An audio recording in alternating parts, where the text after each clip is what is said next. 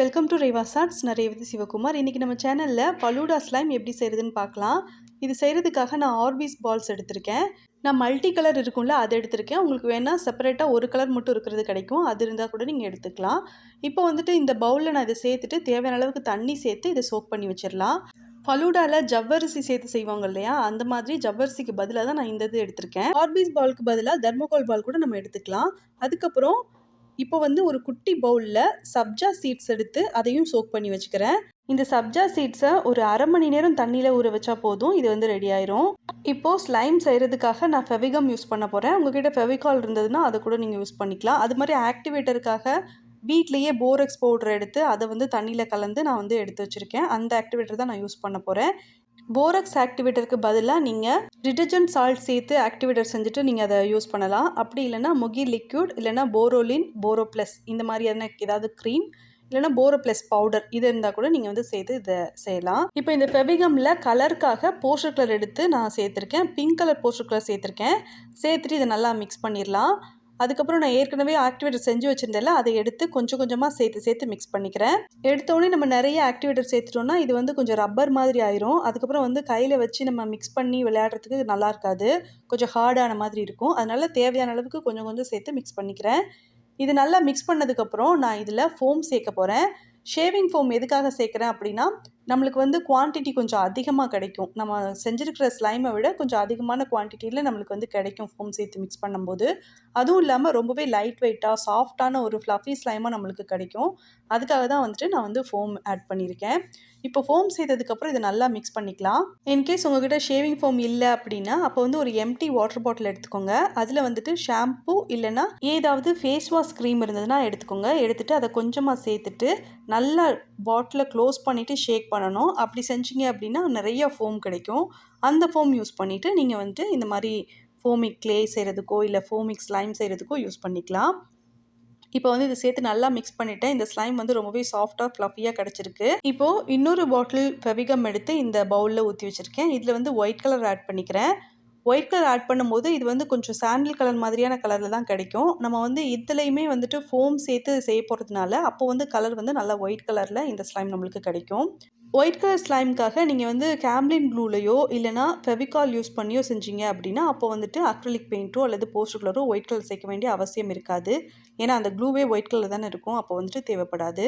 இப்போ இதில் வந்து தேவையான அளவுக்கு ஆக்டிவேட்டரும் ஃபோமும் சேர்த்து நல்லா மிக்ஸ் பண்ணிட்டேன். இதை மிக்ஸ் பண்ண பிறகு நான் கையாலேயே மிக்ஸ் பண்ணிக்க போகிறேன். கையால் மிக்ஸ் பண்ணும்போது இது வந்து கையில் ஃபஸ்ட்டு ஒட்டுற மாதிரி இருக்கும். நம்ம அப்படியே கண்டினியூஸாக மிக்ஸ் பண்ண இது வந்து கையில் ஒட்டாமல் அழகாக வந்துடும்.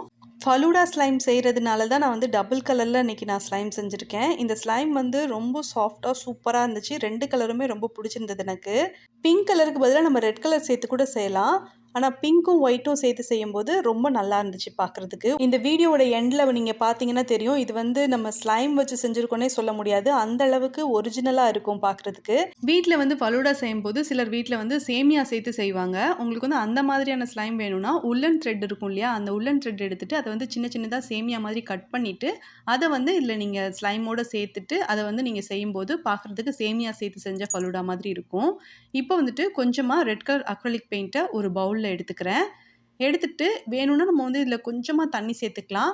இந்த பவுலில் கழுவிட்டு வரும்போது இதில் கொஞ்சம் தண்ணி இருந்துச்சு, அதனால வந்துட்டு நான் தண்ணியெல்லாம் தனியாக சேர்க்கலை. இப்போது இந்த ஃபலூடா ஸ்லைம் அரேஞ்ச் பண்ண போகிறோம் இல்லையா, அந்த கப்பில் ஃபில்லரோ அல்லது இந்த மாதிரி எம்டி ஃபெவிகம் பாட்டிலோ யூஸ் பண்ணிவிட்டு இந்த பெயிண்ட் வந்து அக்ரிலிக் பெயிண்ட் கலந்து வச்சுருந்தோம்ல அதை எடுத்து இந்த மாதிரி ஊற்றி விட்டுக்கிறேன். இது வந்து பார்க்குறதுக்கு நல்லாயிருக்கும், அதுக்காக தான் இதை செஞ்சது. அதுக்கப்புறம் பிங்க் கலரில் செஞ்சோம்ல அந்த ஸ்லைம் எடுத்து நான் இந்த மாதிரி அடியில் ஃபஸ்ட்டு வச்சுக்கிறேன். அதுக்கப்புறம் இதுக்கு மேலே வந்து REVA'S பால்ஸ் வந்து நம்ம சோக் பண்ணி வச்சுருந்தோம். அது வந்து ஃபுல்லாகவே இன்னும் சோக் ஆகலை, ஆனால் கூட பரவாயில்லன்னு இதை எடுத்து நான் இதுக்கு மேலே இப்படி போட்டு விட்டுக்கிறேன். அதுக்கப்புறம் சப்ஜா சீட் நம்ம சோக் பண்ணி வச்சுருந்தோம்ல அதை எடுத்து இந்த REVA'S பால்க்கு மேலேயே ஒரு லேயர் மாதிரி நான் போட்டுக்கிறேன்.